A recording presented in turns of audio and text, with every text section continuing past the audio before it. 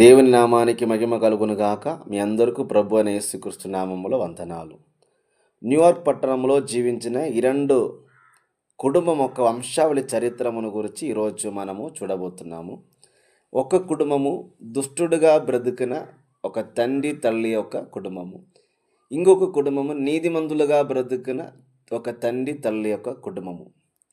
Pastor Oswald Sanders తాను రాసిన a spiritual clinic అను గ్రంథములో న్యూయార్క్ పట్టణంలో జీవించిన 2 కుటుంబం ఒక వంశావళి చరిత్రమును పోల్చి చూసి నేర్చుకొని కార్యాలు ఈ విధముగా రాశాడు.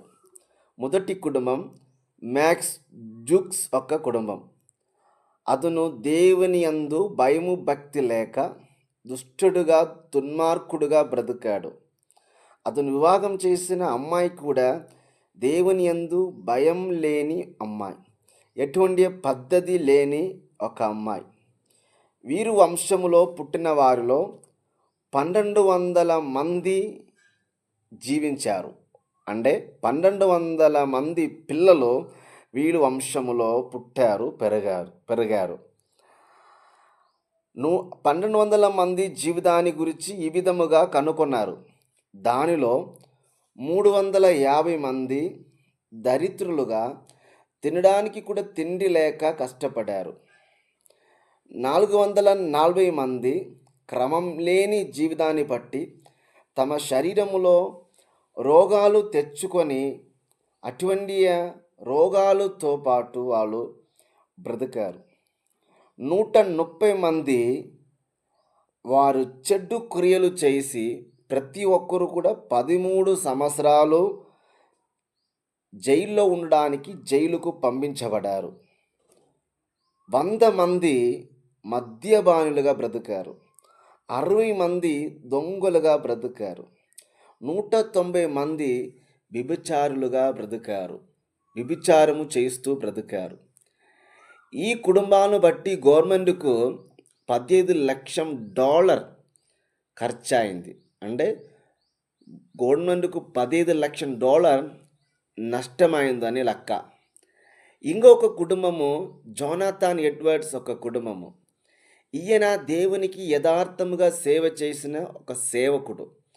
ఈయన వివాహం చేసిన అమ్మాయి కూడా దేవుని యందు భయభక్తి కలిగిన అమ్మాయి. జోనాథన్ ఎడ్వర్డ్స్ వంశములో 300 మంది బోధకులుగా, మిషనరీలుగా, బైబిల్ కాలేజ్ టీచర్స్గా పనిచేశారు. ఇంకా 100 మంది టీచర్లుగా పనిచేశారు. 100 మంది అడ్వకేట్లుగా పనిచేశారు. 30 మంది జడ్జెస్లుగా పనిచేశారు. 60 మంది డాక్టర్స్గా పనిచేశారు.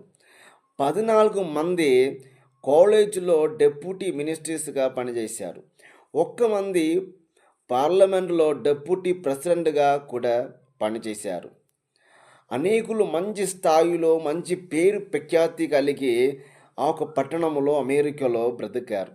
ఈ కుటుంబం ద్వారా అమెరికన్ గవర్నమెంట్కు చాలా లాభాలు కలిగిందే కానీ ₹1 కూడా నష్టం కలగలేదు అని ఆ ఒక రిపోర్టులో ఈ కుటుంబాన్ని గురించి చెప్పబడతా ఉంది. గమనించండి. సామెతలు 20 అధ్యాయం 7వ వాక్యము ఈ విధంగా రాయబడింది. నీతిమంతుని పిల్లలు వాని అనంతరము ధన్యులవుతారు.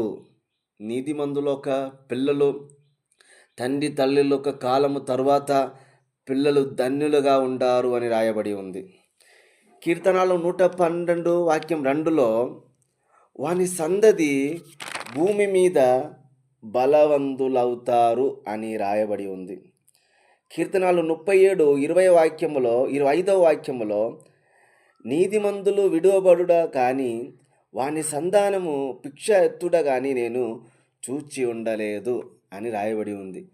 ఇక్కడ నీతిమంతుని యొక్క సందతిని దేవుడు విడిచిపెట్టడు. నీతిమంతుని యొక్క సందతి భిక్ష అడగడం కూడా ఉండదు అని ఇక్కడ రాయబడి ఉంది. నిర్గమకాండం 20 అధ్యాయం 6వ వాక్యములో దేవుడు ఈ విధంగా అన్నాడు, నన్ను ప్రేమించి నా ఆజ్ఞలు గైకొను వారిని 1000 తరముల వరకు కరుణించువాడనే ఉన్నాను. గమనించండి, దేవుని యొక్క వాక్యము ఎంత నిజమని, దేవుని యొక్క వాక్యం సత్యమని, దేవునికి విరోధంగా పాపం చేసి బతుకవారు ఒక పిల్లలు ఏ విధంగా ఉంటారు, దేవుని దేశించుచు దేవునికి కోపము తెచ్చే కార్యక్రమాలు చేసే వాళ్ళొక తరము ఏ విధంగా ఉంటారు. దేవుడు అన్నాడు, 3-4 తరం వరకు వాళ్ళు తండ్రుల దోషాన్ని పిల్లల మీద రప్పిస్తానని దేవుని యొక్క వాక్యం చెప్తా ఉంది. కానీ నీతిమంతుల యొక్క పిల్లలు మాత్రం ధన్యులై ఉంటారు, బలవంతులవుతారు. దేవుడు వారిని విడిచిపెట్టక దేవుడు వారిని దీవిస్తాడు. దేవుడు 1000 తరం వరకు నీతిమంతుల పిల్లల్ని కరుణిస్తాడు అని రాయబడి ఉంది. గమనించండి, కీర్తనాలు 128వ కీర్తనాలు మనం చూస్తే అవన్నిటిలో దేవుని యందు భయభక్తి కలిగి ఆయన యొక్క ఆజ్ఞలకు లోబడి బ్రతుక వాళ్ళొక కుటుంబము, వాళ్ళొక పిల్లలు ఏ విధంగా ఉంటారు అని రాయబడి ఉంది. అందుకే ఈ మాటలు వింటున్న మీరు ఒక విషయం తెలుసుకోవాలి. మీరు నీతిమంతులుగా బ్రతికితే ఖచ్చితంగా దాని వలన మీ పిల్లలు, ఈ వంశంలో పుట్టు ప్రతి ఒక్కరు కూడా దేవుని రాజ్యానికి, సమాజానికి దీవెనకరంగా, ఆశీర్వాదకరంగా ఉంటారు. అందుకే ఒక నీతిమంతులుగా జీవించే జీవితము మీరు ఎన్నుకోవాలని, అటువంటి మీరు జీవించాలని కోరుతూ ఈ మాటల ద్వారా దేవుడు మిమ్మల్ని దీవించునుగాక అని చెప్తూ నా మాటలు ముగిస్తున్నాను. ఆమేన్.